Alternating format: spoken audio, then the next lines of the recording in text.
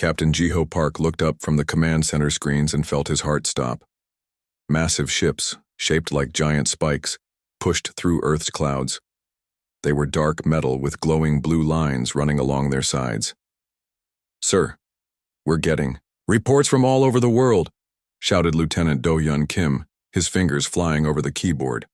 "Same ships appearing over every major city. No contact, no warning." Jiho grabbed his phone. No signal. The main screens in the Korean space. Defense Force headquarters suddenly went dark.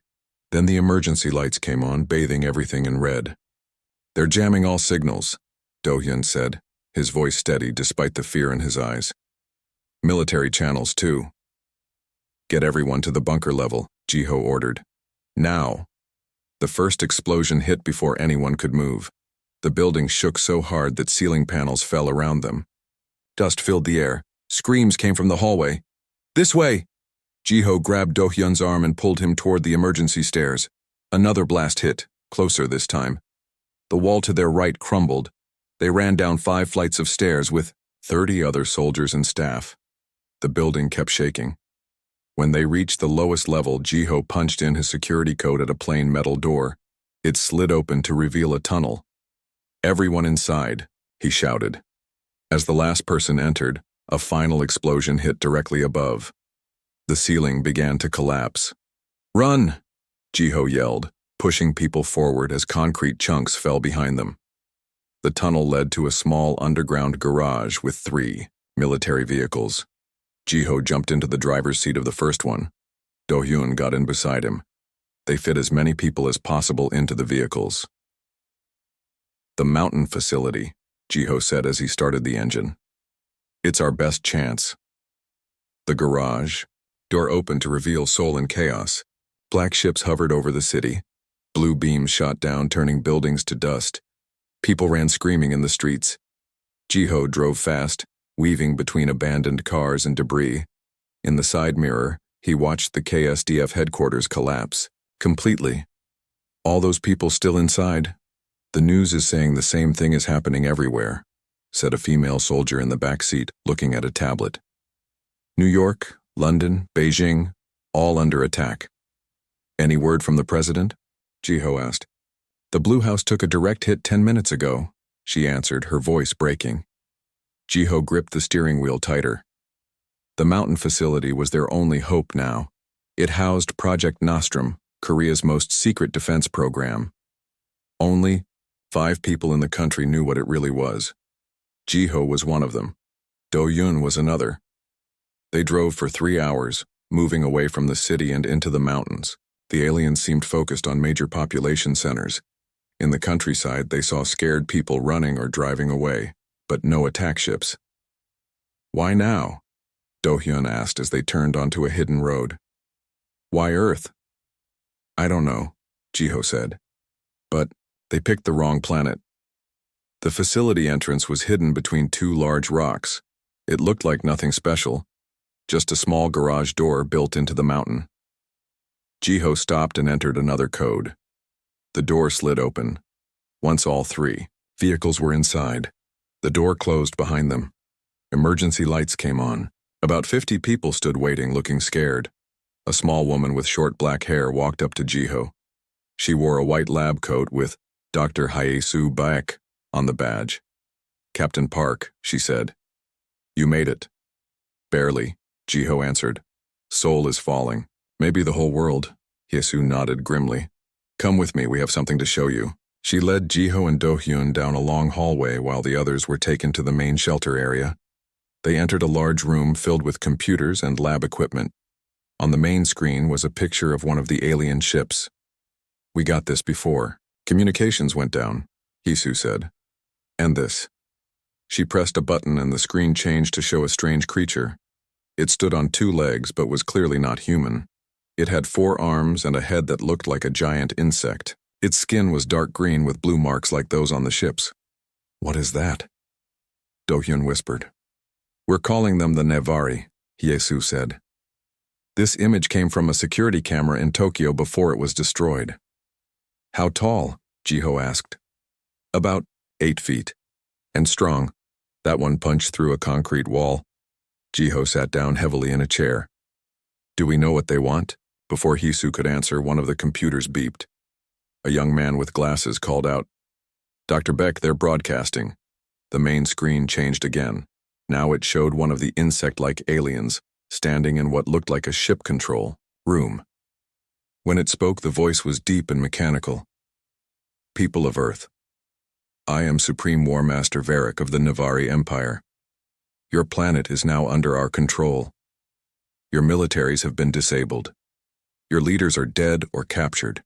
Resistance is pointless. The alien paused. Its forearms moved in strange patterns. We require your surrender. All humans must report to collection centers that will be established in your major cities. Those who resist will be terminated.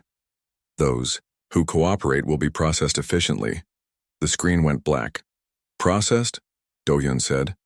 What does that mean? Nothing good, Jiho answered. He turned to Hisu. How's Project Nostrum coming? We're close, she said. 2 more days, maybe 3. We may not have that long, Jiho said, pointing to another screen showing a radar display. We have movement, 5 small ships heading this way. They must have detected our power signature, Hisu said. How many people can fight? Jiho asked. Maybe 20 with actual combat training, Hisu answered. We're scientists, not soldiers.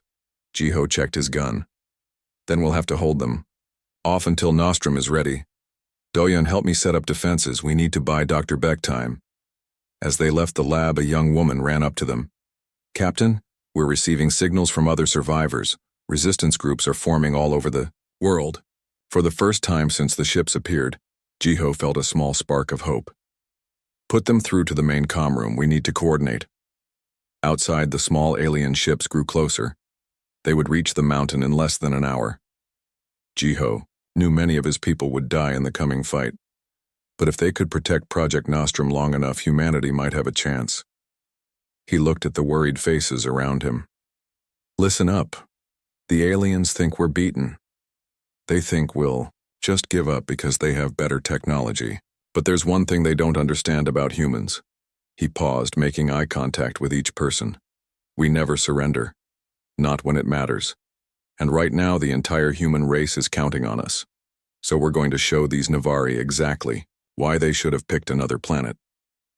A cheer went up from the group. In the lab behind them, Dr. Hisu Bayek worked frantically on humanity's secret weapon. Something the Navari would never expect. Something that would make them regret ever coming to Earth. 3 days had passed since the Navari ships darkened Earth's skies. The small mountain facility had become more crowded.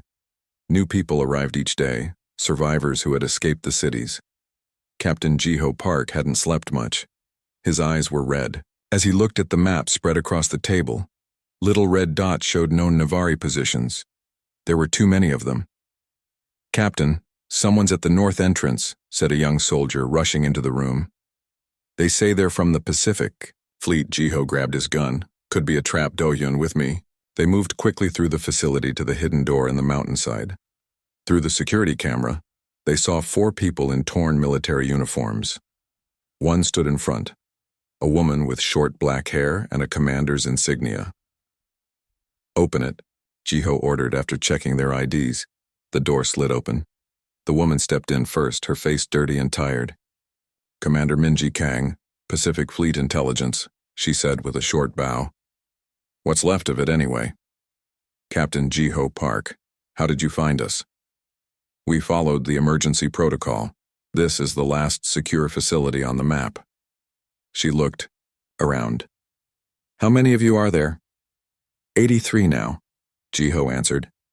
You're the first from the fleet. Minji's face fell. We had 5 ships when we escaped the base. The Navari picked off 4 during the journey. Come in, Jiho said. You need rest. Then we talk. Later, in the main meeting room, Minji told her story. The Pacific Fleet had been almost completely destroyed in the first wave. She had managed to escape with some of her people on small boats. The aliens are setting up processing centers in every major city, she said. They're taking people inside. No one comes out. Captain. A young man with messy hair and glasses ran into the room. He wasn't military.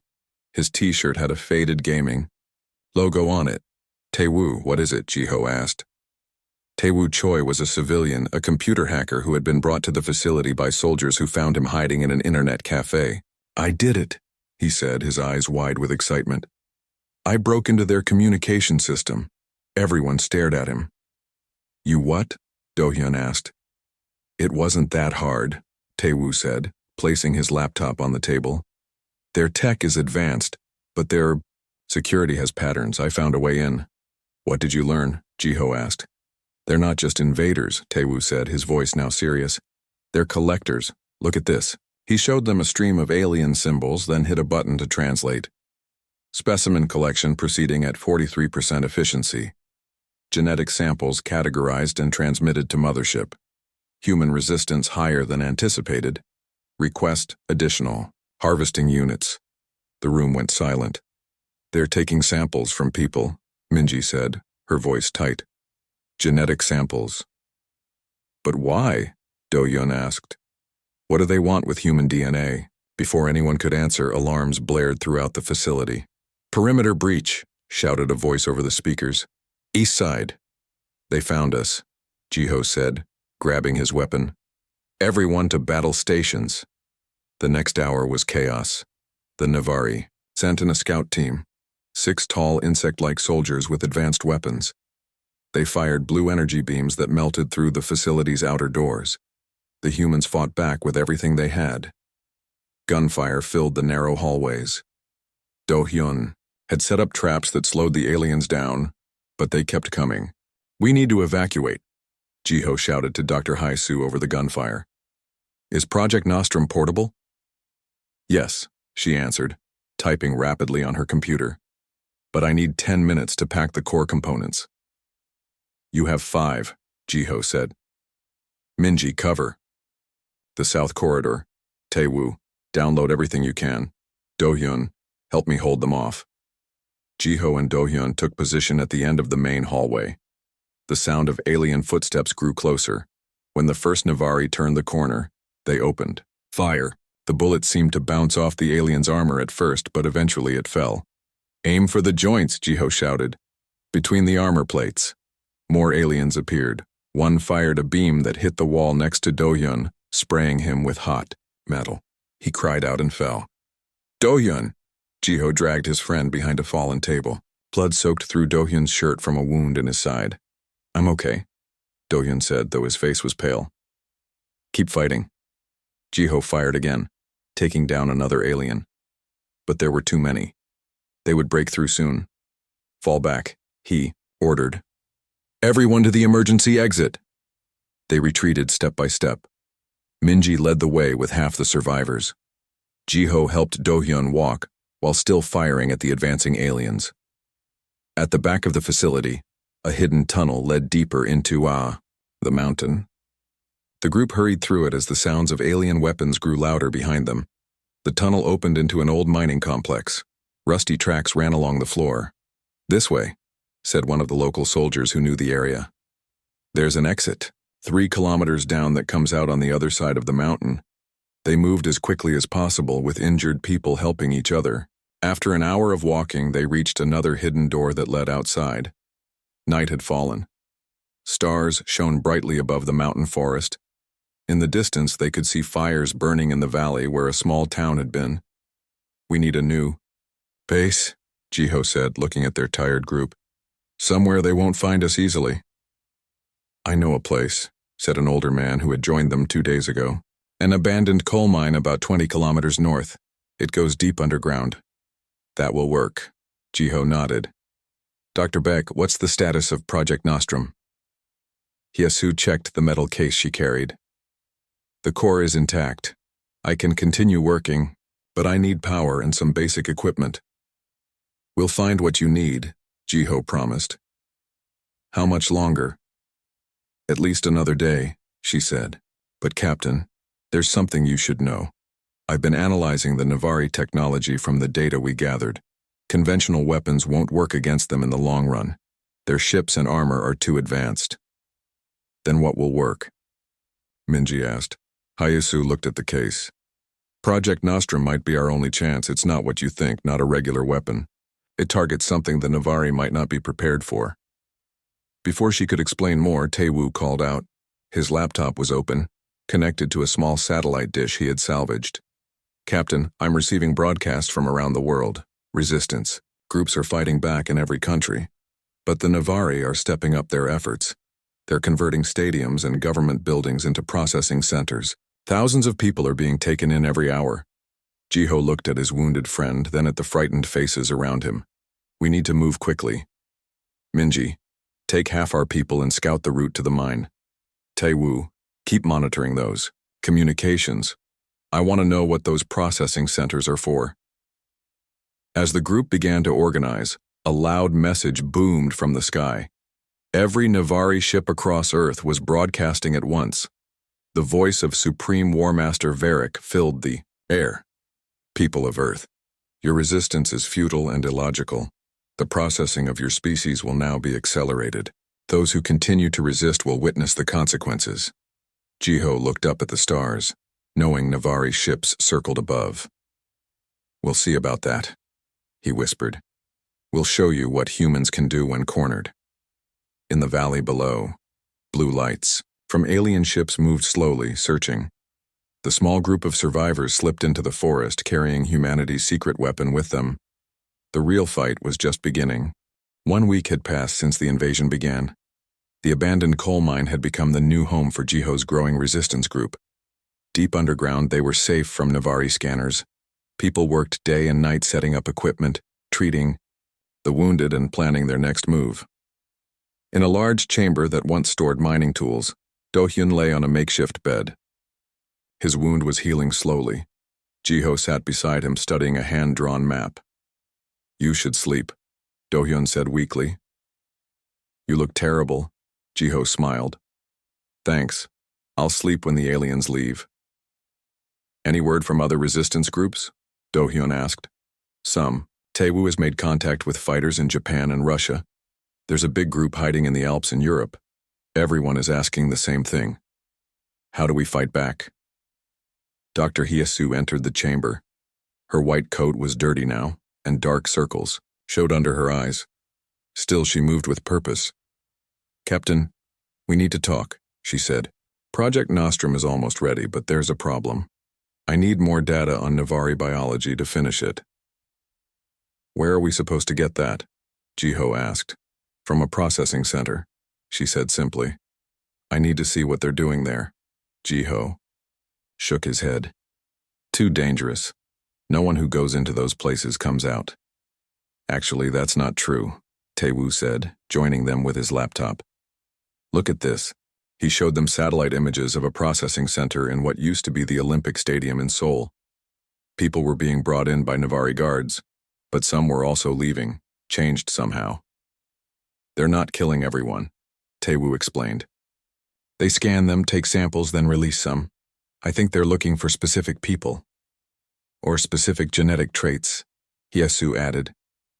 This confirms my theory. What theory? Jiho asked. The Navari aren't just invaders. They're genetic hunters. They travel from world to world looking for biological advantages they can add to themselves. The room went quiet. You mean they want to steal parts of our DNA? Do-hyun asked, pushing himself up on his elbows despite the pain. Exactly, Hyasu said. And to finish Project Nostrum, I need to know exactly what they're looking for in humans. Jiho stood up. Then we go to a processing center. But we do it smart. He turned to Commander Minji, who had just entered. I need your best tactical plan. 3 days later, as dawn broke over the hills, Jiho led a small team toward Seoul. They wore civilian clothes and carried hidden weapons. Their faces were grim but determined. Remember, Jiho said as they paused on a ridge overlooking the city. Our goal is information only. We get in. Dr. Beck gets her data. We get out. No heroics. The city looked strange now. Navari ships hovered above it. Giant metal structures had been attached to some buildings. The streets were eerily empty except near the stadium, where long lines of humans waited to enter. There's our way in, Minji said.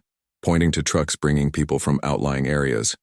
They moved carefully through abandoned neighborhoods, avoiding Navari patrols. When they reached the collection point for the trucks, they mixed with other scared civilians.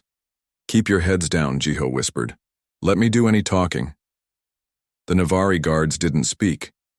They simply used their weapons to herd people into the trucks.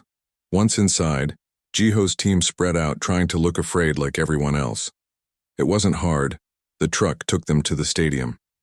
When the doors opened, they faced a scene from a nightmare. The playing field was filled with strange machines. People were being sorted into lines. Some were taken to scanning devices. Others were led to small metal rooms. "Stay together," Jiho said quietly. "Yasu, what do you need to see?" "The main scanning area," she replied. "And if possible, their data center." They shuffled forward in line. Navari soldiers walked among the humans, occasionally pulling someone out of line and taking them away. Jiho noticed they seemed to focus on younger, healthier people. When they reached the front of the line, a Navari pointed a handheld device at each of them. It made different sounds for different people. When it scanned Minji, it made a high-pitched beep. The Navari grabbed her arm. Minji tensed, ready to fight. "No," Jiho whispered. "Not yet."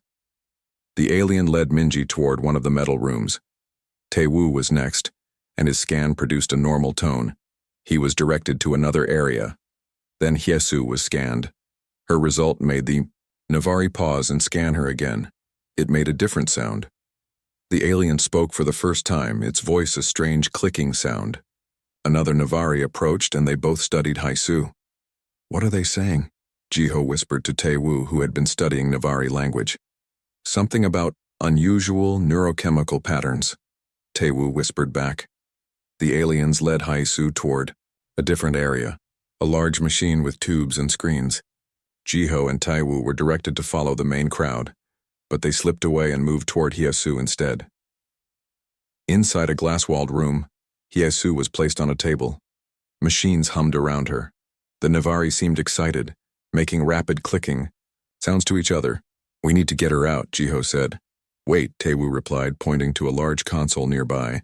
"That might be their data center. She's right next to it." Through the glass, they saw Hyesu look directly at them. She nodded slightly toward the console, then closed her eyes as the aliens attached sensors to her head. "She wants us to get the data," Taewoo said. "I can hack that terminal if you create a distraction." Jiho thought quickly. "Find Minji first. We'll need her." They moved through the crowd until they found the metal room where Minji had been taken. The door was locked, but Taewoo used a small device to open it. Inside, Minji sat on a bench with several other people. They all looked dazed. "Minji," Jiho whispered. "Wake up." Her eyes focused slowly. "Jiho, what happened?" "No time. We need a distraction so Taewoo can access their computers." Minji smiled, suddenly looking more alert. "I can do that." 5 minutes later, a small explosion rocked the far side of the stadium.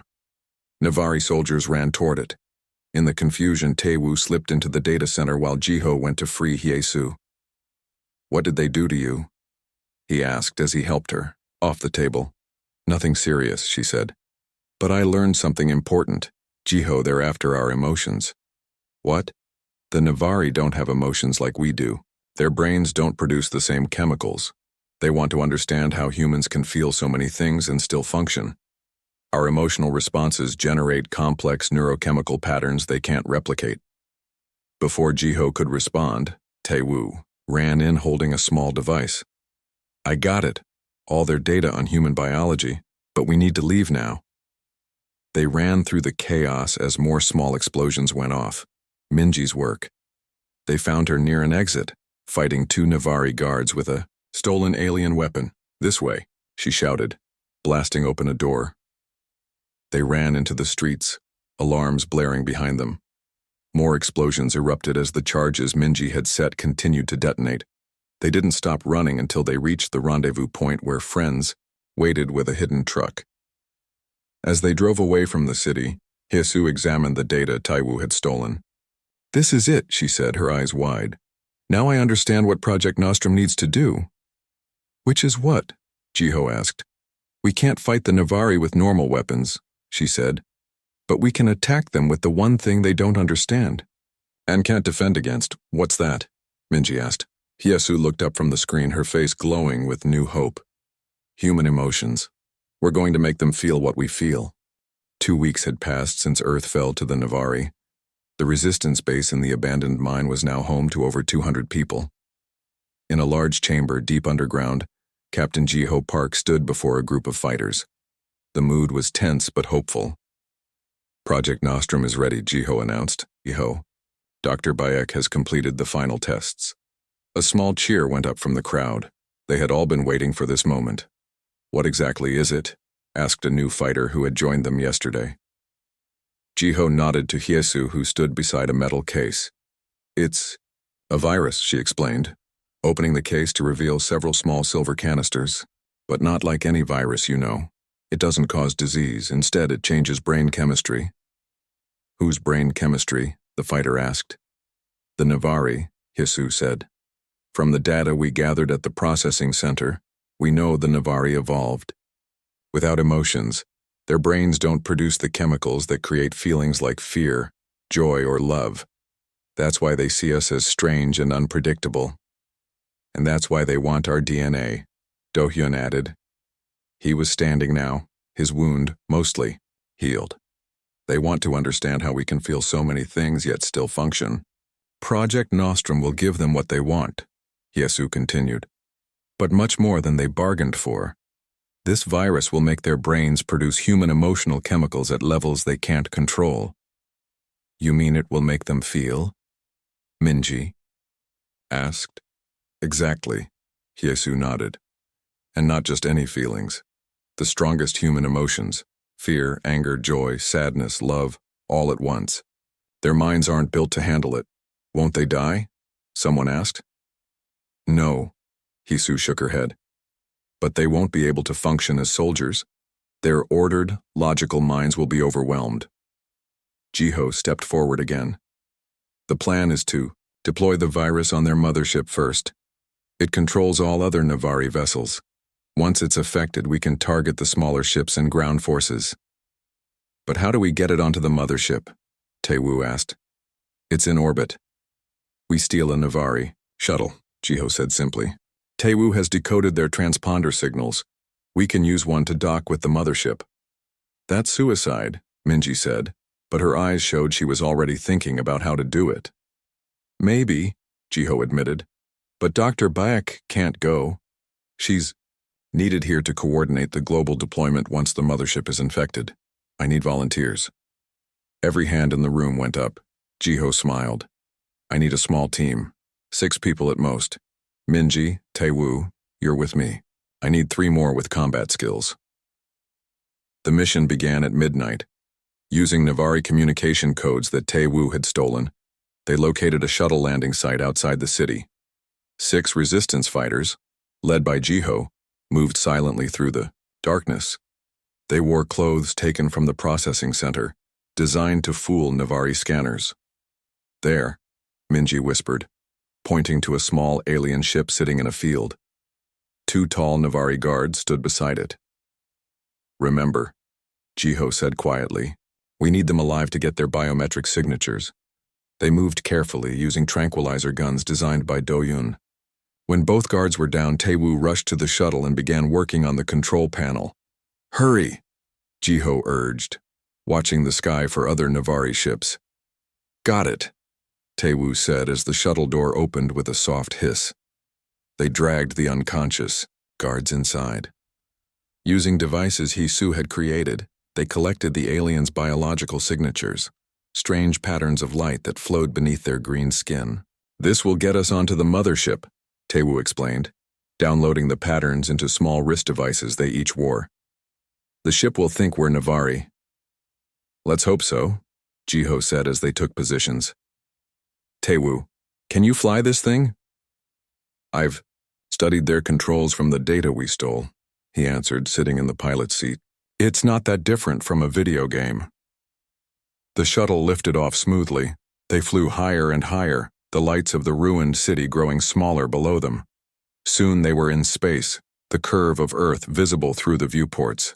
Above them loomed the Navari mothership, a massive structure like a giant spike with rings around it. Smaller ships moved around it like insects around a hive. "This is it," Jiho said, gripping a canister of the virus. "Remember, we plant the canisters in their air system, then get out. Don't engage unless absolutely necessary." The shuttle approached the mothership. A light flashed on Tewu's control panel. "They're scanning us," he said tensely. For a long moment, nothing happened. Then a green light appeared. "We're clear," Tewu said. The disguise worked. The shuttle docked with the mothership. When the door opened, they were met with an empty corridor lit by blue lights. They moved quickly, using maps created from the stolen data. The air system control was 3 levels down. The inside of the mothership was strange. The walls seemed alive, pulsing with light. Few Navari were visible. Most were probably controlling the invasion from command centers. "This way," Minji whispered, leading them down a narrow passage. They reached a large chamber filled with machinery. Tubes ran along the walls and ceiling.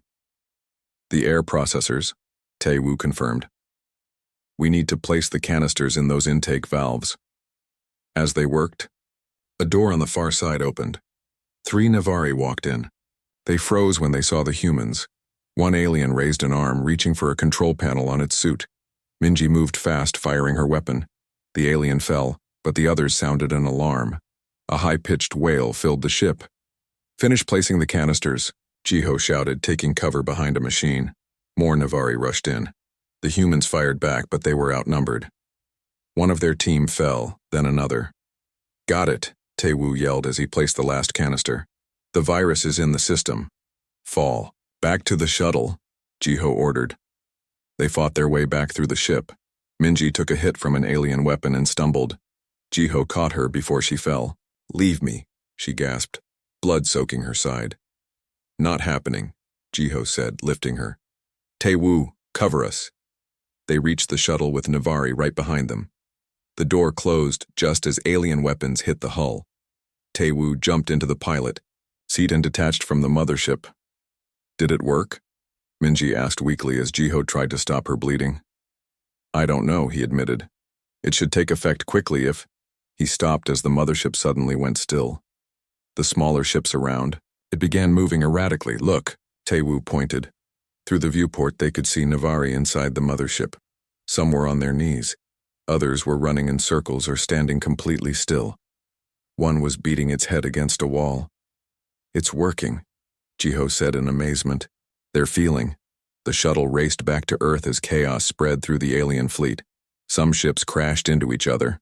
Others flew away in random directions. The mothership itself began to drift, its engines shutting down. As they re-entered Earth's atmosphere, Jiho contacted the resistance base. "Dr. Bayek, Project Nostrum is deployed. The mothership is in chaos. Send the signal to all resistance groups, worldwide. Target the ground forces now." Hisu's voice came back, excited. "Already done, Captain. Reports are coming in from everywhere. The Navari soldiers are breaking down. Some are running away. Others are just sitting and staring." "It's working." Jiho looked at his injured team. Minji's eyes were closed, her breathing shallow. "We're coming home," he said. "But we have wounded. Be ready." As the shuttle flew over the land, they could see Navari ships falling from the sky. On the ground, alien soldiers wandered aimlessly or collapsed. "What are they feeling?" Tewu asked quietly. "Everything," Jiho answered. "Everything we feel all at once without any way to understand it or control it." He looked at Earth growing larger below them. "They came to study our emotions. Now they're drowning in them." Humanity's secret weapon had worked. The invasion was over. But the real surprise was still to come. 1 month had passed since Project Nostrum was deployed. Earth was healing slowly. Cities lay in ruins, but people were rebuilding. The Navari threat was over, but the aliens themselves were not gone. Captain Jiho Park stood at the window of the new International Recovery Headquarters in Seoul. The building had once been a hotel. Now it housed the leaders of Earth's recovery efforts. Jiho had been chosen to head the group. "Captain, they're here," said Do-hyun, entering the room. Jiho nodded and straightened his uniform. How many? 5 Navari representatives. They call. Their leader, Seeker of Understanding now. Interesting name, Jiho said. And Minji? Already in the meeting room. The doctors didn't want her to leave the hospital, but you know how she is. Jiho smiled. Minji had nearly died from her wounds during the mothership mission. Her recovery had been slow, but her spirit remained strong. She now led the security team for the recovery headquarters. The meeting room was large, with windows, overlooking the city. Tai Wu sat at a computer monitoring communications. Dr. Hyasu stood nearby, looking nervous. Minji was seated, her legs still in a brace. When the door opened, everyone tensed. 5 Navari entered. They were still tall and insect-like, but they moved differently now. Less stiff, more fluid. The one in front wore no armor, only a simple blue covering. Its 4 arms were relaxed at its sides. Captain Park, it said in a surprisingly clear voice. I am Seeker of Understanding. We are grateful for this meeting. Jiho nodded. Please sit. The aliens sat carefully on the human chairs, which were too small for them. No one spoke for a moment. 1 month ago, you were trying to conquer us, Jiho said finally. Now you want to talk. Explain. The alien's large eyes blinked slowly. We are not the same beings who invaded your world. Project Nostrum changed us forever. How? Hisu asked, unable to contain her scientific curiosity. Our species evolved without emotions, Seeker explained. We saw them as weaknesses that other species had not overcome. For thousands of years we expanded through the galaxy, studying other life forms, taking what we wanted. We believed our way was superior. And now? Jiho asked. Now we understand how wrong we were. The alien's voice changed, showing sadness. We had no idea what we were missing. The richness of feeling, the depth of experience, and it is overwhelming. What happened to the rest of your fleet? Minji asked. Some ships crashed. Others fled back toward our home systems. Many remain in orbit, their crews confused and afraid. We are the first to adapt to the changes. And what do you want from us now? Jiho asked. Help, said Seeker simply. We don't know how to live with these feelings. They are beautiful, but frightening. We need teachers. Jiho looked at his team. Minji's face showed suspicion. Dohyun looked curious. Hyasu was already taking notes. Why should we help you? Jiho asked. After what you did to our world? Seeker's body language changed. It seemed to slump, showing what looked like shame. We cannot undo what we did. Many of us can barely live with the guilt we now feel. But we can help rebuild what we destroyed. Your technology could help us, Hisu said thoughtfully. Yes, Seeker agreed. And we have much knowledge that might benefit Earth. In return, you can teach us how to live with emotions, how to balance feeling with thinking. Tai Wu, who had been quiet, suddenly spoke up. I've finished decoding the Navari database we captured. There's something you should all see. He pressed a button, and a star map appeared on the wall screen. Small lights showed what appeared to be Navari territories. This shows all the worlds they've conquered, Tai Wu explained. Earth was the last one in this sector. Their reports home described humans as dangerously unpredictable even before Project Nostrum. Is that true? Jiho asked Seeker. The alien made a sound that might have been a sigh. Yes. Of all species we encountered, humans fought back the hardest. Most surrender when they see our superior technology. You never did. And the changes from the virus, Yasu asked. Are they permanent? Yes, Seeker said.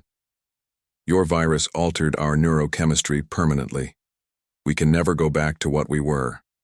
Some see this as a curse. I see it as evolution. The meeting continued for hours. Plans were made for Navari help with rebuilding. In return, humans would work with the changed aliens, teaching them about emotions and how to live with them. When it was over, Jiho walked outside with his team. The sun was setting over Seoul, Some buildings were still smoking, but people moved in the streets. Life was returning. "Do you trust them?" Minji asked, leaning on her cane. "Not completely," Jiho admitted. "But I believe their change is real. I saw it in their eyes." "What happens when their empire comes looking for them?" Do-hyun asked.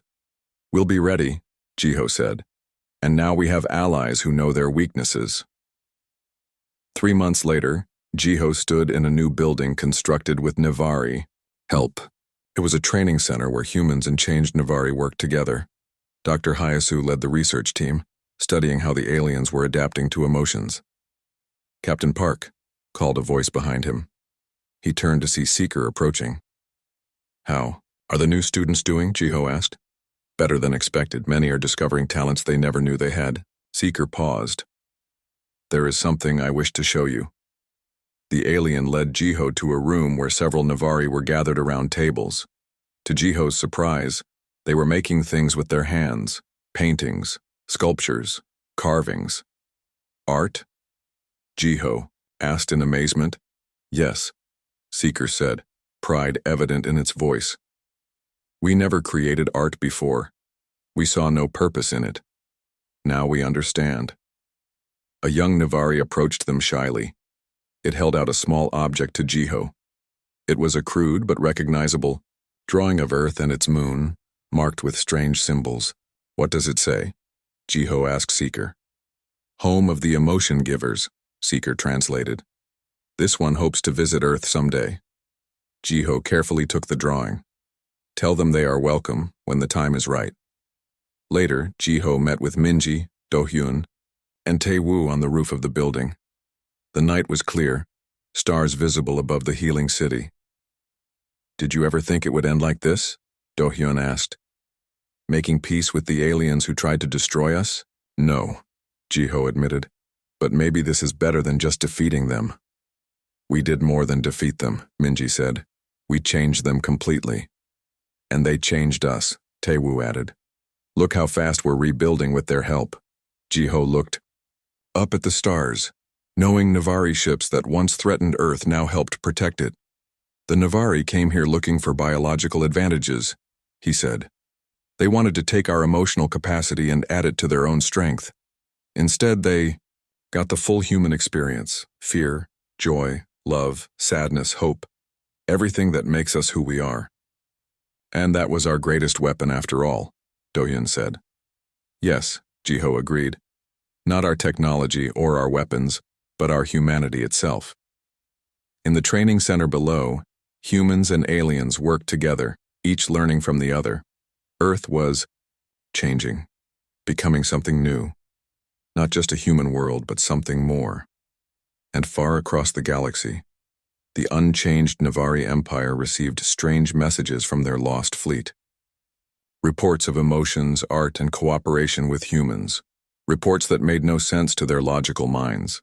They would come to investigate someday, and when they did, they would find a world ready for them, not with weapons, but with the most powerful force in the universe, the full spectrum of human emotion. The end.